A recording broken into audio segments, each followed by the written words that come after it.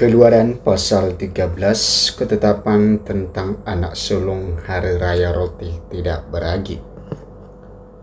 Berfirmanlah Tuhan kepada Musa, kuduskanlah bagiku semua anak sulung, semua yang lahir terdahulu dari kandungan pada orang Israel, baik pada manusia maupun pada hewan, akulah yang empunya mereka.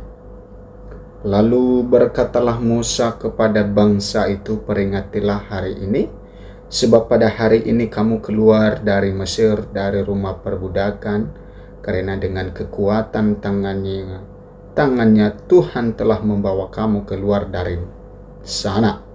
Sebab itu tidak boleh dimakan sesuatu pun yang beragi. Hari ini kamu keluar dalam bulan Abib, apabila Tuhan telah membawa engkau ke negeri orang Kanaan, orang Het, orang Amori, orang Hewi, dan orang Yebus, negeri yang telah dijanjikannya dengan sumpah kepada nenek moyangmu untuk memberikannya kepadamu, suatu negeri yang berlimpah-limpah susu dan madunya, maka engkau harus melakukan ibadah ini dalam bulan ini juga. Makanlah roti yang tidak beragi 7 hari lamanya, dan pada hari yang ke-7 akan diadakan hari raya bagi Tuhan. Roti yang tidak beragi haruslah dimakan selama 7 hari itu. Sesuatu pun yang beragi tidak boleh dilihat padamu, bahkan ragi tidak boleh dilihat padamu di seluruh daerahmu. Pada hari itu harus kau beritahukan kepada anakmu laki-laki, ibadah ini adalah karena mengingat apa yang dibuat Tuhan kepadaku pada waktu aku keluar dari Mesir. Hal itu bagimu harus menjadi tanda pada tanganmu dan menjadi peringatan di dahimu, supaya hukum Tuhan ada di bibirmu, sebab dengan tangan yang kuat Tuhan telah membawa engkau keluar dari Mesir. Haruslah kau pegang ketetapan ini pada waktunya yang sudah ditentukan dari tahun ke tahun.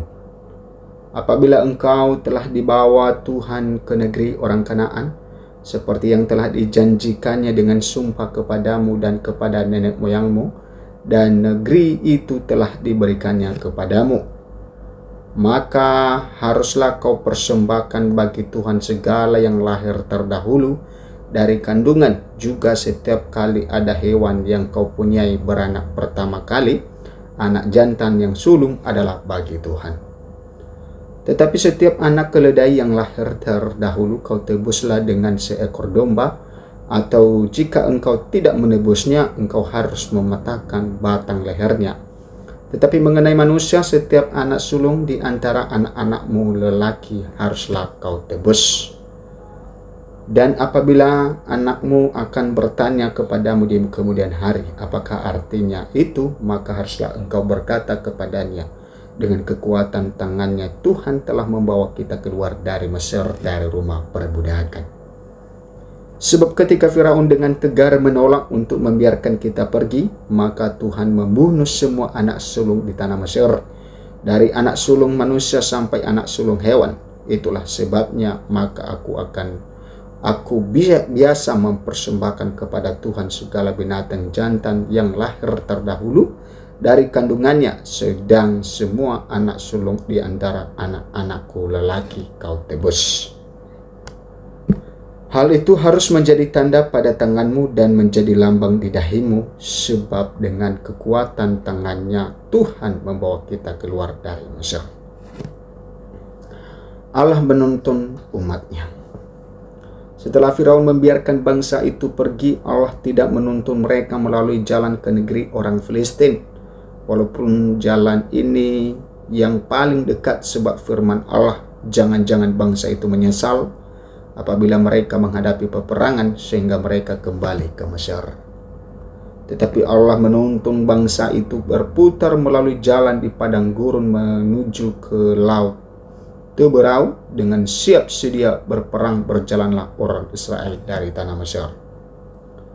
Musa membawa tulang-tulang Yusuf, sebab tadinya tulang Yusuf telah menyuruh anak-anak Israel bersumpah dengan sungguh-sungguh Allah tentu akan mengindahkan kamu, maka kamu harus membawa tulang-tulangku dari sini. Demikianlah mereka berangkat dari Sukot dan berkemah di Etam di tepi padang gurun. Tuhan berjalan di depan mereka pada siang hari dalam tiang awan untuk menuntun mereka di jalan, dan pada waktu malam dalam tiang api untuk menerangi mereka sehingga mereka dapat berjalan siang dan malam. Dengan tidak beralih, tiang awan itu tetap ada pada siang hari dan tiang api pada waktu malam di depan bangsa itu.